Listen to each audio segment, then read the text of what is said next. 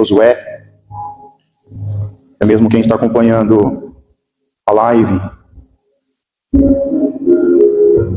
separe a sua Bíblia, o seu material de meditação, abra em Josué capítulo 5, e eu peço para que você leia o primeiro versículo. Josué 5, versículo 1. Leia a palavra do Senhor.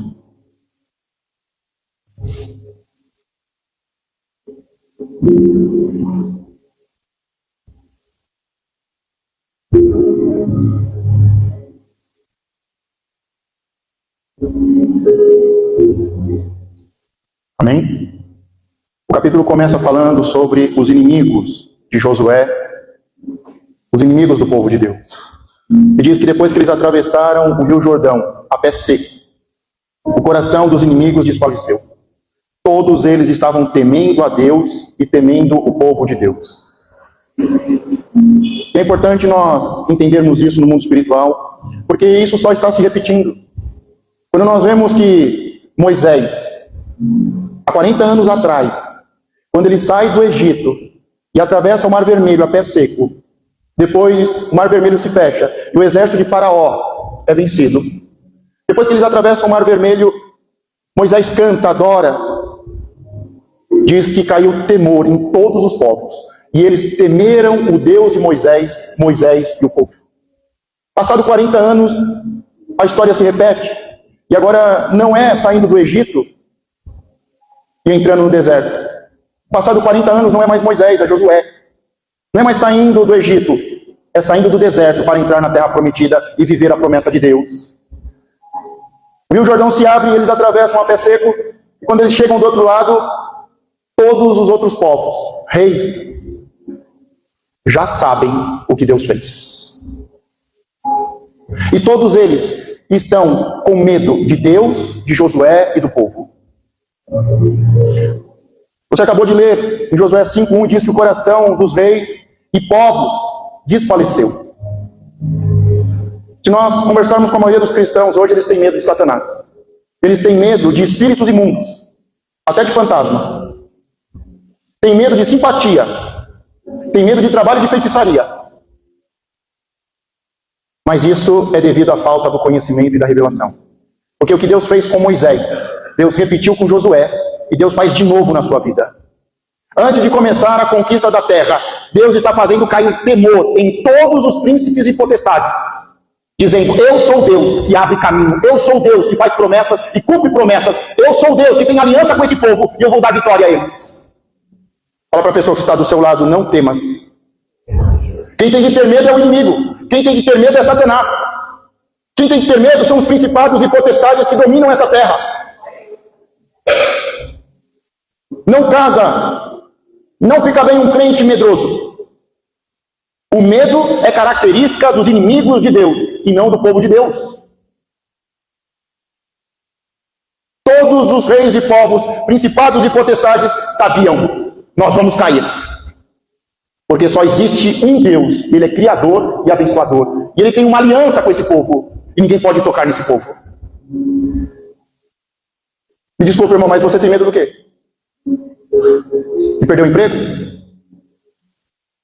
Você tem medo do quê? De perder a saúde? De perder sua casa, seu carro? Do que você tem medo? Do que você tem medo? Por que tanto medo? Os inimigos desfaleceram com a notícia. Os inimigos sabem que Deus é contigo e que Deus vai na frente. Os inimigos já sabem o que vai acontecer. Mas o mais importante é se você sabe que você serve um Deus que te ama e que é fiel. Você sabe. O que importa é se você sabe que nós servimos um Deus que cumpre promessas. Leia Josué 5:2. Vamos ler o próximo versículo. Leia na sua Bíblia.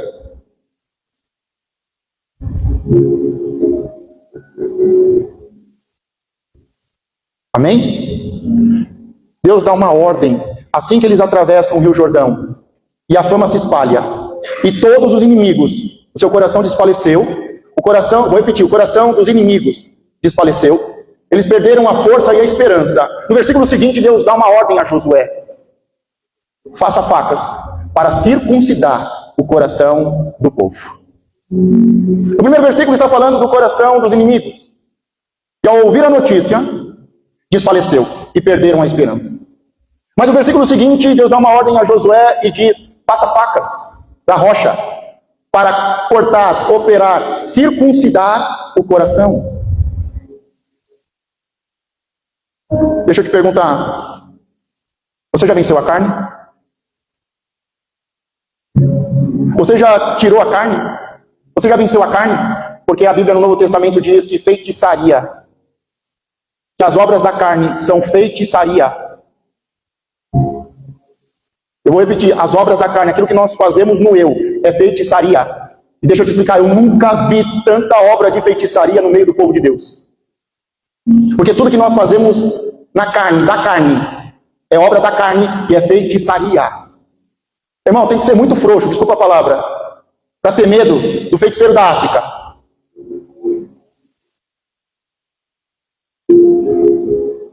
E eu te pergunto de novo, você já circuncidou o seu coração? Ah, mas a circuncisão é coisa do Antigo Testamento. Não é, irmão, não é. Não é. Tanto é que no Antigo Testamento existe duas circuncisões.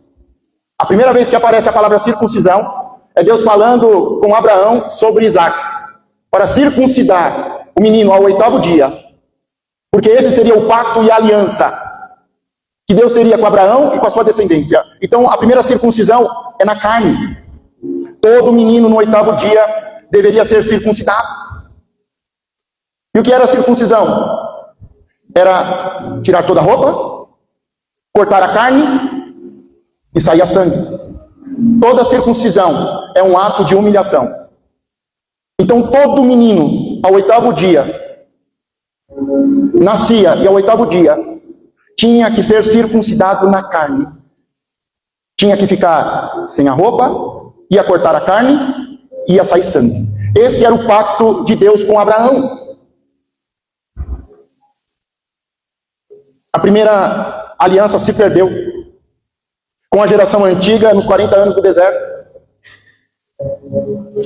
Moisés começa muito bem e o povo era circuncidado. Mas no decorrer dos 40 anos, nunca ninguém tinha sido circuncidado. A grande questão é quando nós estamos no deserto, nós cumprimos a palavra de Deus ou não?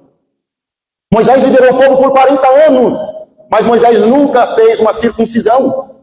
Era a ordem de Deus. E você conhece a história, por causa de 10 rebeliões em menos de 2 anos, Deus falou: eu perdoo esse povo, mas esse povo vai morrer no deserto. Eles não vão viver a minha promessa, eles não vão entrar no meu repouso. E aí começa a nascer uma nova geração. E a geração antiga, que era circuncidada, não circuncidou a geração nova. Não cumpriu o princípio do pacto, da aliança. Tem muita gente nascendo na igreja, mas pouca gente sendo circuncidada. Há poucas pessoas andando no espírito e muita gente fazendo obra da carne, feitiçaria. A primeira aliança se perdeu com a geração antiga nos 40 anos de deserto. Mas nós temos que entender que a bênção, o avivamento é fruto e resultado do pacto com Deus. Quando é que a promessa de Deus vai se cumprir na vida de Abraão?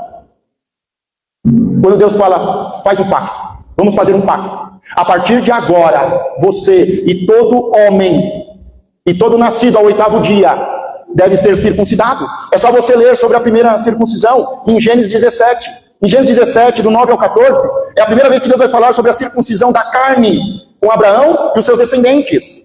Mas existe um outro texto que fala sobre a segunda circuncisão. E essa tem a ver com a igreja de Cristo. Não com Abraão, com os judeus, mas tem a ver com aqueles que são filhos da fé. E em Deuteronômio 10:16 vai dizer: faça agora a segunda circuncisão, que é no coração. Ou seja, a circuncisão do coração não é coisa do Novo Testamento, é coisa do Antigo Testamento. E deveria ser feito pela fé no coração. Não é coisa do Paulo, do apóstolo Paulo. A circuncisão do coração é de Deus. E já está registrado em Deuteronômio 10:16.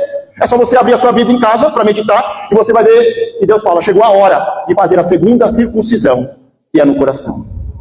O apóstolo Paulo só vai usar esse texto para falar com a igreja no Novo Testamento. Mas eu sei que a maioria nunca ouviu sobre isso. E que a maioria nunca fez uma circuncisão no coração. A primeira foi na carne, a segunda no coração. Em Romanos 2:25 em diante, Colossenses 2:11, Gálatas 3:3, 5, do 2 ao 6. São os textos que o apóstolo Paulo fala sobre a circuncisão do coração. Deixa eu te fazer uma pergunta. Como está o seu coração?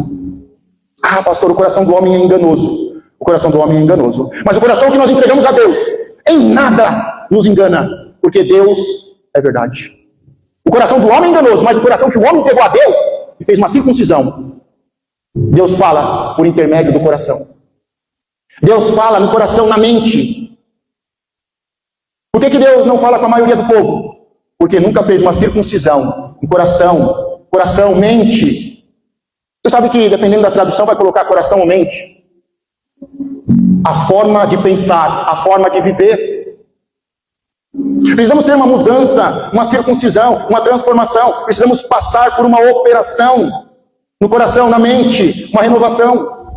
Ainda falava com uma pessoa esses dias, e a pessoa falava, olha, estou com dor de cabeça.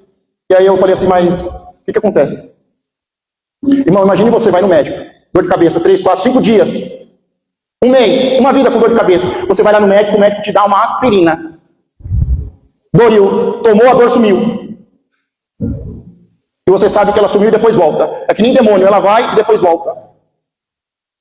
E aí a pessoa, Deus, tira essa dor de cabeça de mim. Eu não aguento mais essa dor de cabeça.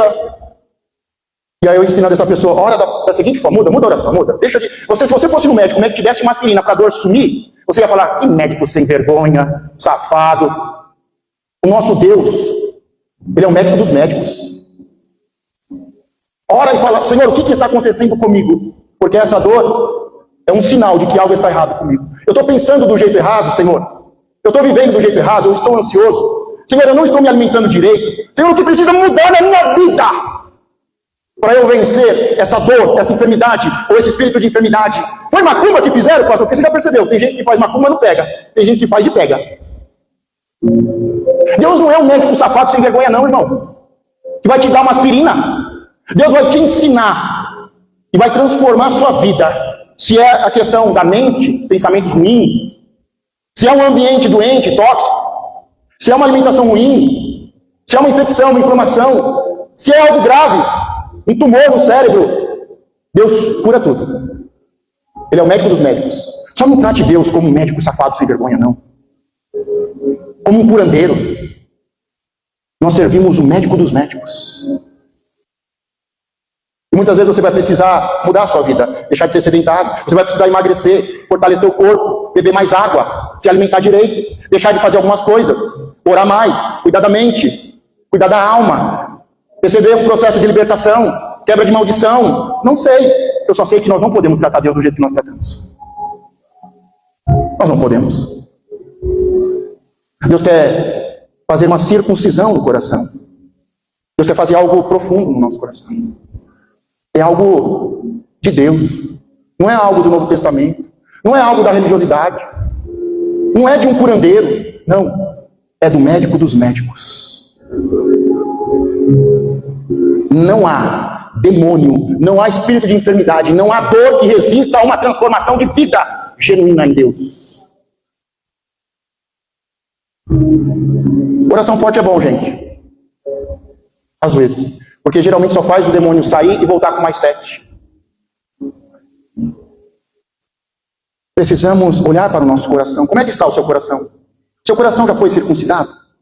Você tem uma aliança com Deus? Você é de Deus? Ou você só foi salvo? Você está fazendo a obra de Deus ou nós estamos fazendo a obra da carne? A nossa vontade, o nosso eu. Tem muita gente bem intencionada, mas não passa de feiticeiro. Eu sei que a maioria passou a vida toda tentando vencer Satanás. Mas Satanás já foi derrotado. Eu não sei se você sabe, mas nós servimos um Deus que já venceu Satanás.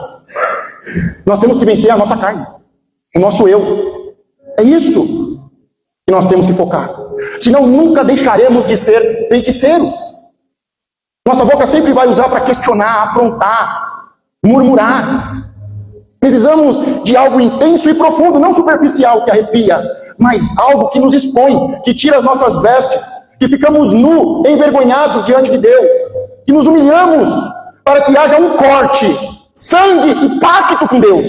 Deus chamou a gente para fazer um pacto. Agora deixa eu te explicar algo. Porque aqui está falando que era para pegar de uma rocha, e dessa rocha fazer faca, para circuncidar, tanto a carne, quanto o coração, a mente, o pensamento. O apóstolo Paulo entendeu muito bem isso, porque lá na frente ele vai dizer, porque os antigos textos dizem, o povo ia andando no deserto, e uma rocha ia caminhando. Porque Jesus Cristo, Deus, ele é a rocha, não é isso? E um povo ia caminhando e a rocha ia acompanhando. E é dessa rocha que ia acompanhando o povo em todo o percurso, que era para pegar dessa rocha e fazer faca. Não pode ser qualquer instrumento. Não adianta a religiosidade criar instrumentos, porque a ordem foi bem simples. Pegue da rocha, e dessa rocha faça faca para a circuncisão. E o apóstolo do Novo Testamento vai deixar bem claro, essa rocha que acompanhava o povo, eles não sabiam, mas eu sei que é Jesus Cristo, porque Jesus Cristo é a rocha, e dessa rocha foi tirado uma parte para fazer uma faca especial para circuncidar o coração. Só Jesus Cristo pode fazer uma aliança. Só Jesus Cristo pode operar o nosso coração e a nossa mente. Leia Josué 5:7. Quando você terminar de ler, diga amém.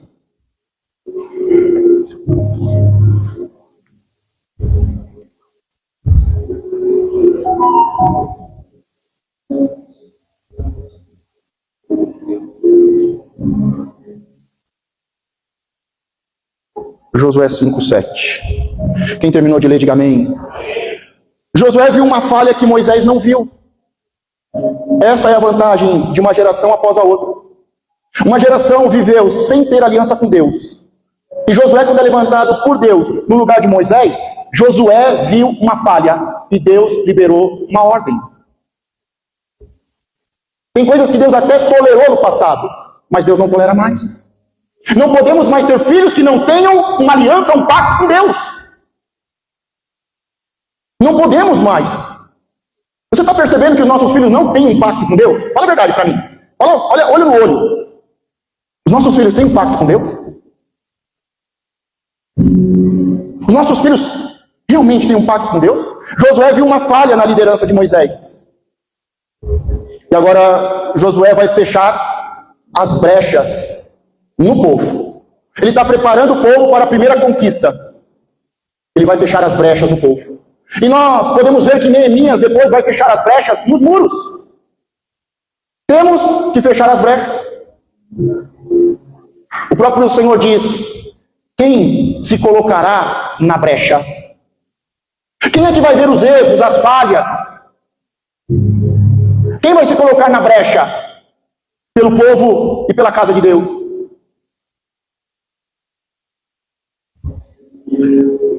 Ou o líder se renova, ou Deus renova a liderança. Líder que não se renova, Deus renova a liderança. Líder que não consegue ver as brechas e não se coloca nas brechas. Líder que não resolve o problema, ou muda, ou Deus muda.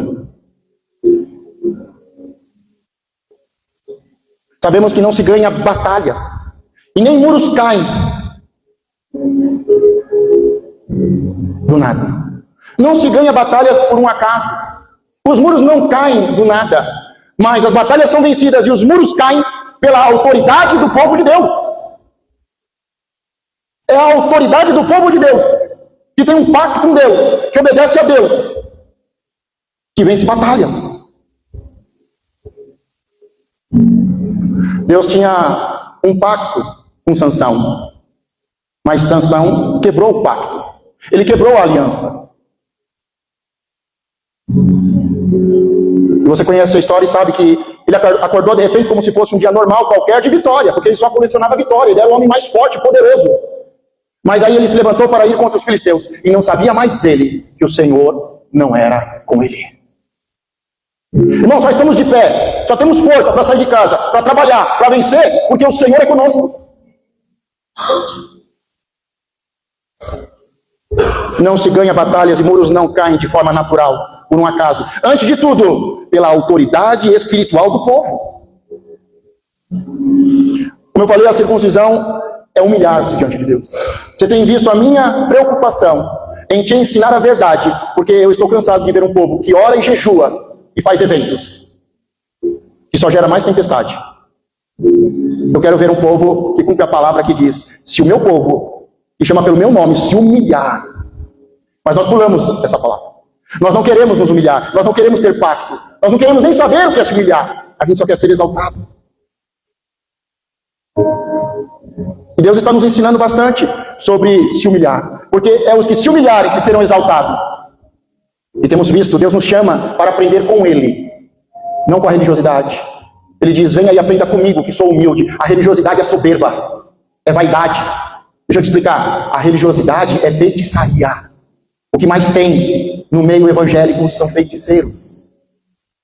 E Jesus diz: venha, troque o fardo e aprenda comigo, que sou humilde. Nós aprendemos com o nosso pai na fé a se humilhar. Parar de viver uma historinha mentirosa, que a culpa é do pai, que a culpa é do governo, que a culpa é do patrão, que a culpa é da mulher.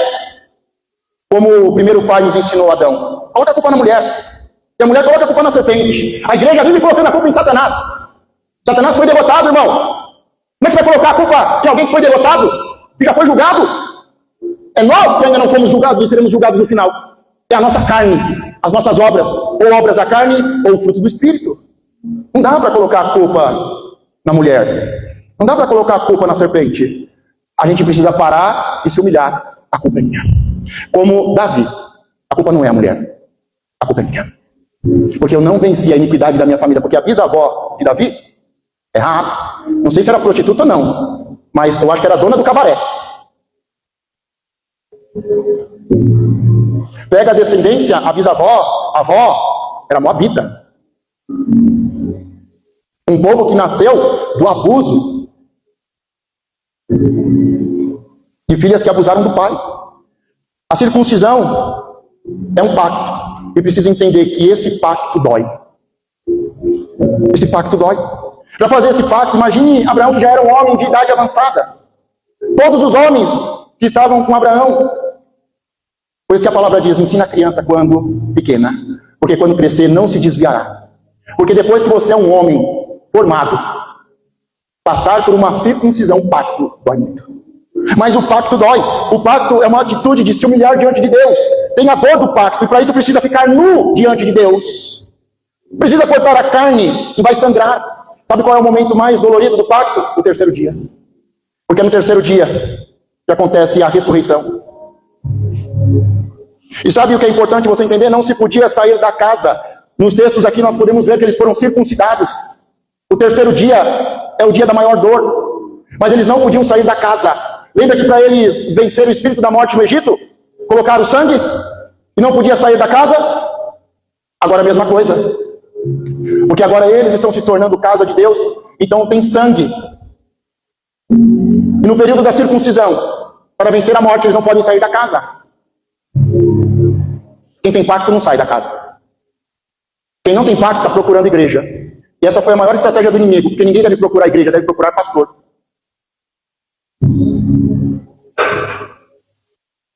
Não podia sair da casa, porque era o processo para ser curado da dor do pacto. E aquilo que ia doer para ser curado. A circuncisão precede o fruto. Nos prepara para termos discípulos. Foi a partir da circuncisão que Abraão vai ter o seu primeiro e único filho, Isaque. Já tinha Ismael, só que Deus deu a ordem da circuncisão depois. Ismael não foi circuncidado, Isaque foi. Quando Abraão faz a circuncisão e todos os homens estão circuncidados, aí vem o filho, aí vem o discipulado, aí vem o fruto, aí vem o discipulado, os filhos. Aí vem se tornar pai de nações. Não pai da carne, Ismael, flecheiro, violento. A circuncisão ou o batismo, porque hoje o batismo é uma tipologia de circuncisão. A circuncisão ou o batismo não salva, mas fala de uma mudança de vida radical, é um testemunho público, e que o coração do homem está apto para produzir o fruto do Espírito. O batismo é uma espécie de circuncisão, é uma confissão pública de que eu estou morrendo para a carne, para este mundo, estou nascendo de novo para Deus. E que o coração do homem que se entregou, que se humilhou, está sendo circuncidado para começar a pensar no coração e na mente como Deus pensa. Sabe qual é o principal resultado de um povo que está no deserto sem ser circuncidado? Rebelião. fofoca, murmuração, um contra o outro, uma tribo contra a outra. Este é o maior sinal da obra da carne. Contendas, divisões, facções, rebeliões. Cada um querendo construir o seu próprio reino. Leia, por favor, Josué 5, do 9 ao 12.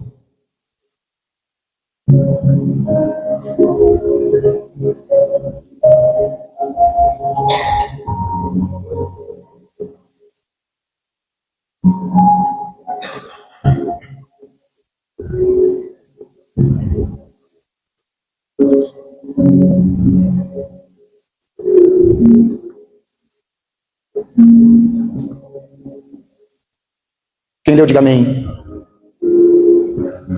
Primeira dependência do povo de Deus foi de Faraó. E por causa da dependência de Faraó, as autoridades desse mundo se tornaram escravos. A segunda dependência foi de Deus, mas porque eram preguiçosos, eram acomodados. Meus filhos, somente quando eram pequenos, e o Leonardo até ontem, ele está com preguiça, não quero ir para a escola. O que ele falava? Tô dói, tô sentindo bem, mãe. Toda a raiz da doença é preguiça. É procrastinação. Mas a palavra de Deus nos ensina, vai aprender com a formiga. Esses dias atrás o apóstolo ministrou uma palavra muito bonita sobre vai aprender com a formiga, porque a formiga pega qualquer coisa e leva para o formigueiro. E ele disse, tem muita gente que pega qualquer coisa e leva para o formigueiro. E não sabe que está pegando veneno, porque para matar a formiga você coloca, ela pega o veneno e leva para casa. E tem muita gente levando veneno para casa. Abre as redes sociais e pega veneno, porque há muito veneno na panela. Há muitos profetas inexperientes e há muitos feiticeiros. E a feitiçaria começa com um sentimento, um pensamento, um sentimento e uma palavra. E o que tem de crente passando fome e indo comer em panela que tem veneno. Mas depois da dependência de Faraó, que é a escravidão, e a dependência de Deus no deserto, que é a preguiça, vem o terceiro, que é quando a promessa se cumpre, o maná cessa, e aí você começa a colher fruto do seu trabalho. Você se torna voluntário e isso é um culto a Deus. Você começa a servir a Deus com o fruto do seu trabalho. Você começa de forma voluntária a adorar a Deus com os seus bens. O maná cessou porque entraram no sábado. No tempo do repouso da terra, Deus ordenou que guardassem o ano sabático, anunciando o grande sábado espiritual, o dia do Senhor, o milênio. Isso está em Hebreus capítulo 4. Outro dia de repouso. Quando eles recebem a ordem de Deus sobre o maná, 6 dias eles iam colher o maná, que ia cair na porta da casa. 6 dias eles iam colher o maná e comer. Mas no 7º dia, que era sábado, eles não iam colher, até mesmo porque não ia cair maná. O sábado era para eles crerem e confiarem, obedecerem em Deus. Foi um teste, o maná foi um teste. Vamos ver se eles creem e confiam. 6 dias cai maná na sua porta. E a palavra é, no 6º dia você vai pegar em dobro para o sábado. Mas tem gente tão preguiçosa que não pegou em dobro. E no sábado não tinha. Tem gente tão desobediente que mesmo tendo pego porção dobrada na sexta, no sábado saiu para ganhar mais. Tem gente preguiçosa e tem gente com olho gordo. E a palavra deixa bem claro, eu vou testar eles, a obediência deles, se eles creem, confiam e obedecem. E teve gente que foi reprovada. Acontece 6 vezes, mas será que na 7ª vez vai acontecer? Aí eu duvido. Eu não tenho a mentalidade de Deus, eu não creio, eu não confio. Mas será que no dia seguinte, no primeiro dia, vai voltar a cair? Será que Deus realmente cuida de mim? Foi um teste, muitos foram reprovados. Eu perguntava, você confia em Deus de verdade? De verdade? Para Deus que cuidou ontem, cuida hoje e cuida amanhã? Ou você está com medo do amanhã? Aqui fala que no 7º dia eles não iam colher. Eles tinham que colher no 6º. E no 7º dia não ia cair maná, que era uma prova. E que no 7º dia eles deviam crer, confiar e descansar. Quando eles vão entrar na terra prometida, nós acabamos de ler, o maná cessou. Só que já tinha colheita para quem não semeou. Deus já deu colheita, isso é graça. Eles não trabalharam a terra, mas Deus já tinha preparado uma colheita. O maná cessou. 1º, 2º, 3º, 4º, 5º, 6º dia, não tinha mais maná. Este era um sinal no deserto de que eles entrariam, o 7º dia era o sinal de que eles entrariam na terra da promessa. Que aqueles que creem e confiam iam entrar na terra, possuir e podiam descansar e confiar no Senhor. Só que quando eles entram na terra prometida, acabou o maná. Só que Deus ainda falou, ó, agora a cada 7 anos, um outro sábado. Agora não é o 7º dia, é o 7º ano. No 7º ano, você não trabalha a terra. Lembra que vocês entraram comendo? Vocês não semearam, vocês entraram comendo. E cada 7 anos, Vocês não semeiam, mas eu vou alimentar vocês. Só que muitos foram reprovados, porque não confiaram que Deus ia alimentar, que Deus ia dar colheita. O primeiro sábado, que era no 7º dia, representava entrar na terra prometida. Crer e confiar. Hoje, cada 7 anos, o 7º ano representa que nós cremos e confiamos que o Senhor vai voltar e vai reinar no 7º milênio, no 7º dia, no 7º milênio, e que nós vamos poder descansar no Senhor. Tudo é simbólico, é profético. E isso está registrado em Hebreus 4:8, quando o apóstolo diz, um outro sábado. Um outro sábado. Por isso, irmão, diga para a pessoa que está do seu lado, creia, confie e obedeça. É Deus que sustenta. É Deus que sustenta, irmão. Josué 5, do 13 ao 15. Leia na sua Bíblia. Do 13 ao 15.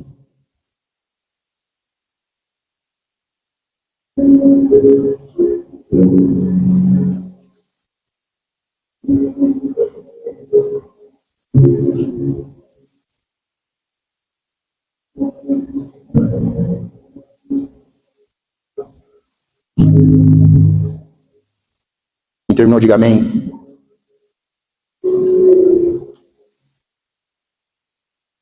Josué está indo para Jericó, a primeira batalha para conquistar a terra, e ele vê um homem, e ele pergunta, és tu por nós ou pelos inimigos?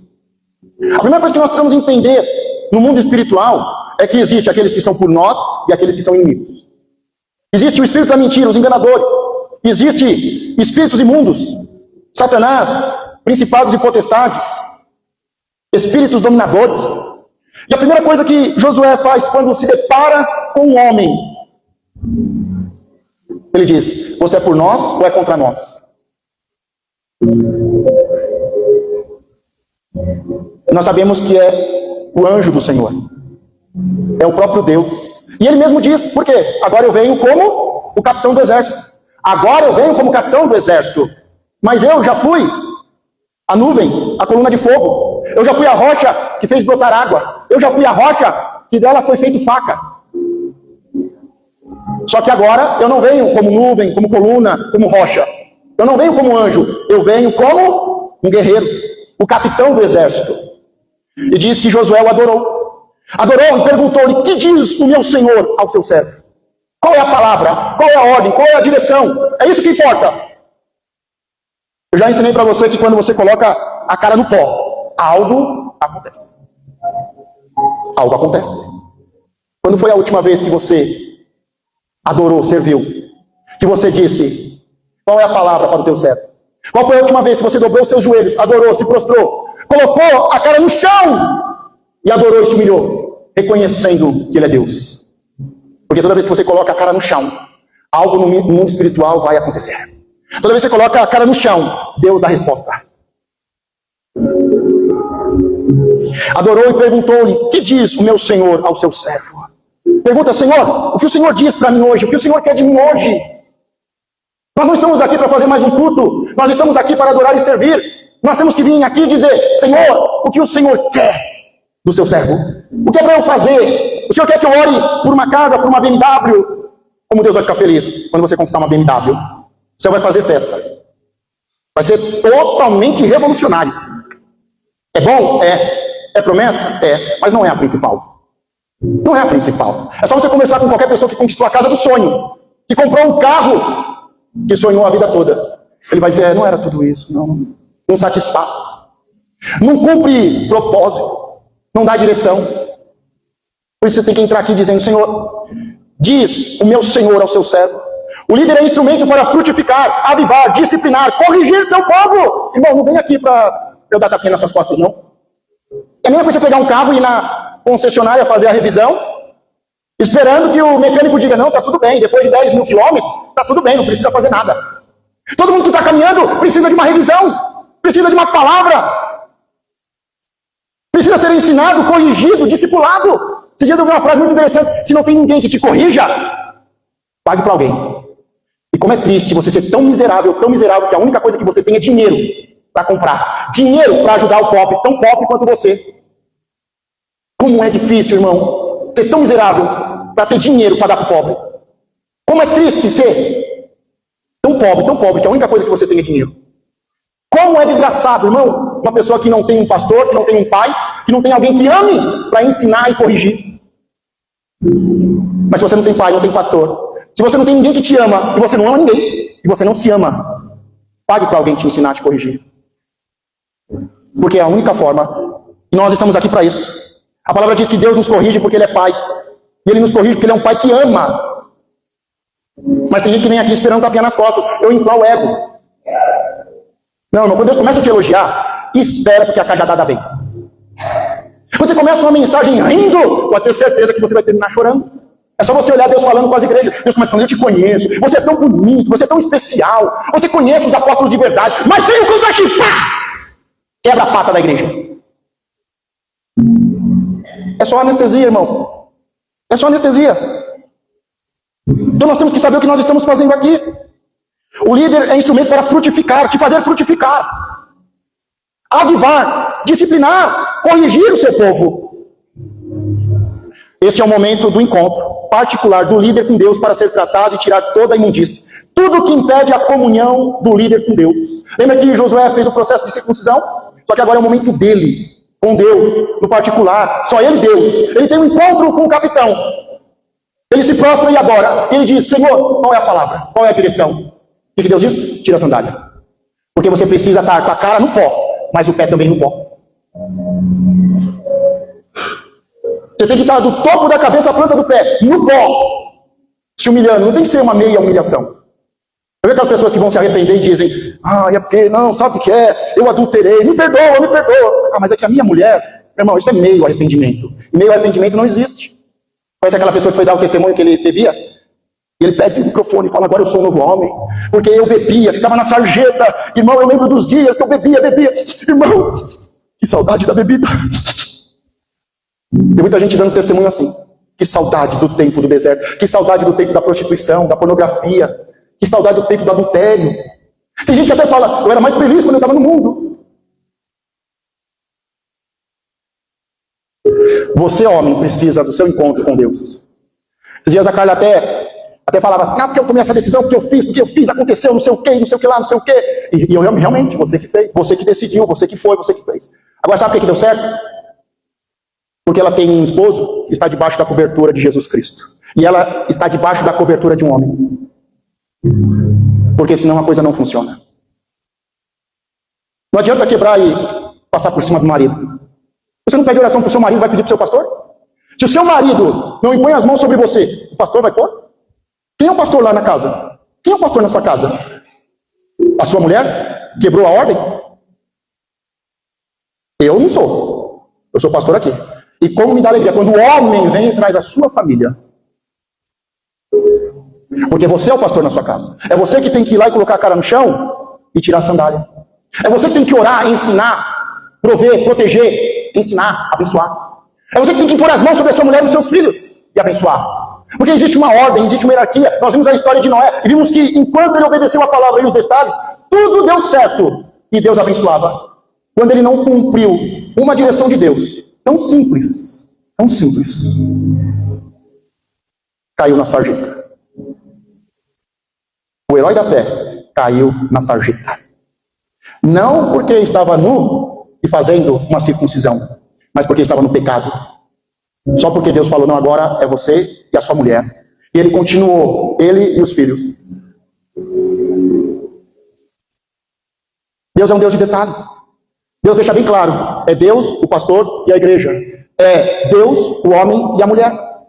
Enquanto não entendemos, mas o meu marido, você não conhece o meu marido. Mas eu conheço Deus. Você vai colocar a culpa no seu marido? Nada mostra mais do que você é o homem da casa. Você colocando a culpa no seu marido. Desculpa, na sua esposa. Por mais que ele seja o homem. Quando você quebra os princípios, alguém vai cair na sarjeta. Alguém vai sofrer um abuso.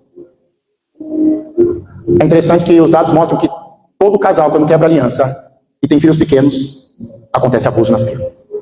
Todo abuso de criança é resultado de uma quebra de aliança, de um pacto. Nós somos um povo que tem pacto, que tem aliança. Você precisa do seu momento, da mesma forma que eu preciso como pastor da igreja, você como homem precisa do seu momento com Deus, de adorar a Deus, e colocar a cara no pó, de perguntar qual é a palavra para mim, Senhor. E a primeira é: tira a sandália dos seus pés. Se humilha de verdade. Para com essa meia história. Esse meio louvor, essa meia adoração. Para com isso. Tem que ser completo.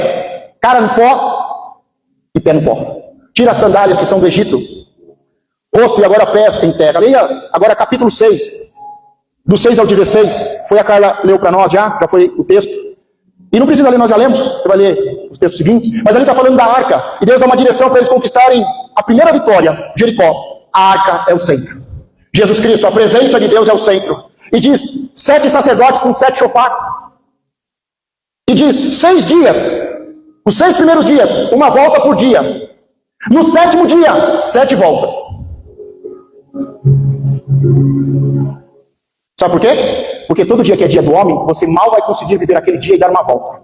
Mas aquele que entrar no sábado do Senhor, no dia do Senhor, no ano do Senhor, o que ele não fez em uma semana, ele faz em um dia.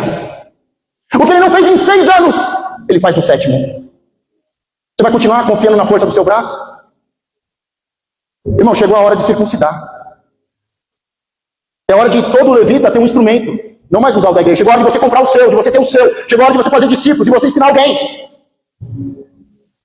Chegou o tempo de ser escravo de Faraó e não poder ter um instrumento. Chegou o tempo de ser preguiçoso e não ter um instrumento. Você precisa ter o seu instrumento como adorador. 4, 5 anos, você precisa comprar o seu instrumento. Você precisa comprar um teclado, um violão, uma guitarra.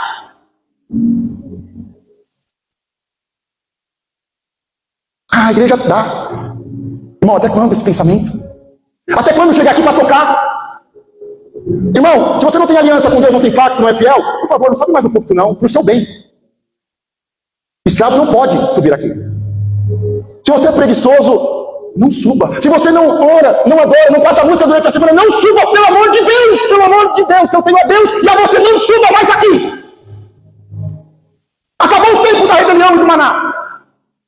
Chegou a hora de ser homem de Deus neste lugar. Diante de Deus. Chegou a hora de colocar a cara no chão. Tirar a sandália. Deus tirou o opróbrio do Egito. O Egito estava sobre eles. E Deus falou: agora com a circuncisão, eu vou tirar o Egito de vocês. Eu vou tirar essa miséria de vocês. Esse espírito de escravo, de rebelde de vocês, de deserto. Pelo amor de Deus. Não brinque mais com as coisas de Deus. Com todo o amor que eu tenho a Deus, a mim e a você. Se você não é fiel, não suba mais aqui. Se você quer viver como escravo, é da porta para fora. Se você quer viver como um preguiçoso, aqui não é o seu lugar. Vai aprender com a formiga primeiro. Aqui é para quem tem pacto. Aqui é para quem tem aliança. Aqui é para quem deixou de ser escravo e preguiçoso. Aqui é para quem vai trabalhar e vai viver o melhor de Deus. Para dar o melhor para o povo. Tudo tem uma ordem. A arca é o centro. 4 sacerdotes levantam a arca. 7 sacerdotes com 7 chofar vai à frente. E na frente dos sacerdotes com o chofar vai os da vanguarda. Os guerreiros mais experientes vai na frente. E depois atrás da arca vai o povo. Irmão, se você não tem a experiência para tocar, para carregar e para tocar, se você ainda não é da velha guarda, se você ainda não tem experiência, quer viver de qualquer jeito, vai para trás. Aqui em cima não. De qualquer jeito não. Qualquer jeito não.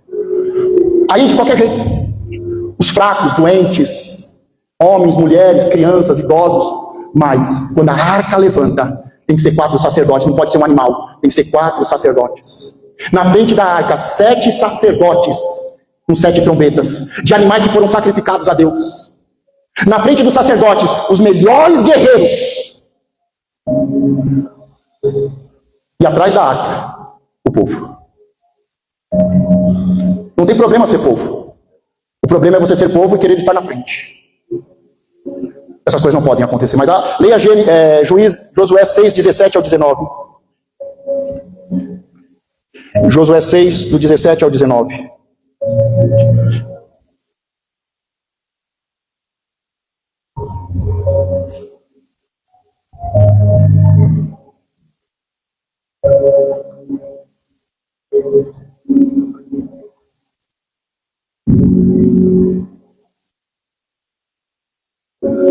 Amém?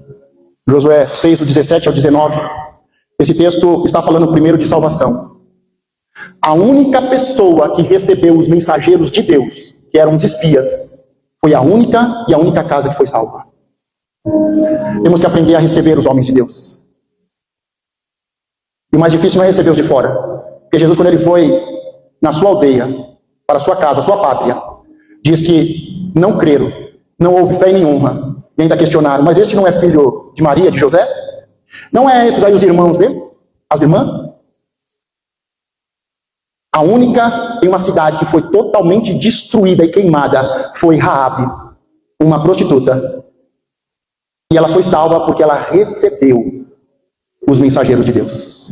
A forma que nós recebemos as pessoas. Jesus disse, aquele que receber os meus discípulos que eu envio, a mim me recebe. E por receber a mim, eu os levarei ao Pai. A pessoa não sabe olhar na cara, não sabe conversar, não sabe cumprimentar, não sabe responder um WhatsApp. Que tristeza, irmão. Se a sua salvação dependesse da sua boa educação, a sua casa seria salva? Se a sua salvação dependesse de uma resposta no WhatsApp para o mensageiro de Deus, sua casa seria salva? Porque foi isso que salvou Raabe e a casa de Raabe.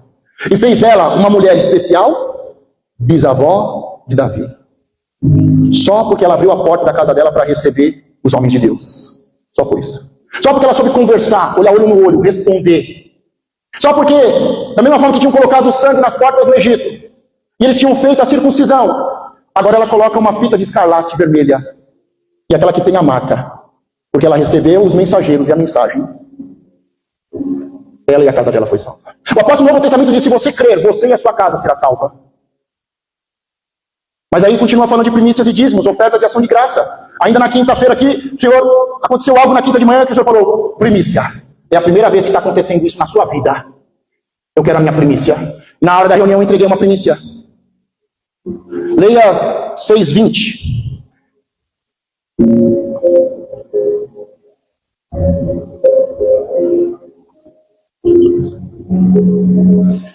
Diga para a pessoa que está do seu lado, tem tempo de calar e tem tempo de falar. Ali diz que Deus entrega a cidade para eles, mas eles tiveram que entender. 7 dias calado. A primeira coisa que eu faço quando Deus me dá uma direção, irmão, é calar. Por quê, pastor? Para não deixar a minha carne falar. Eu até evito falar com os outros. Para a minha carne não falar. Para que não haja feitiçaria, desacordo, rebelião. Toda vez que Deus me dá uma ordem, a primeira coisa que eu faço é calar. Deus, o Senhor me deu uma palavra, uma direção. Eu faço, o que eu faço? Eu falo, não falo, eu entrego a revelação, não entrego, eu oro. A primeira coisa que eu faço, cala. Não fala, não questiona. Como é que eu vou fazer?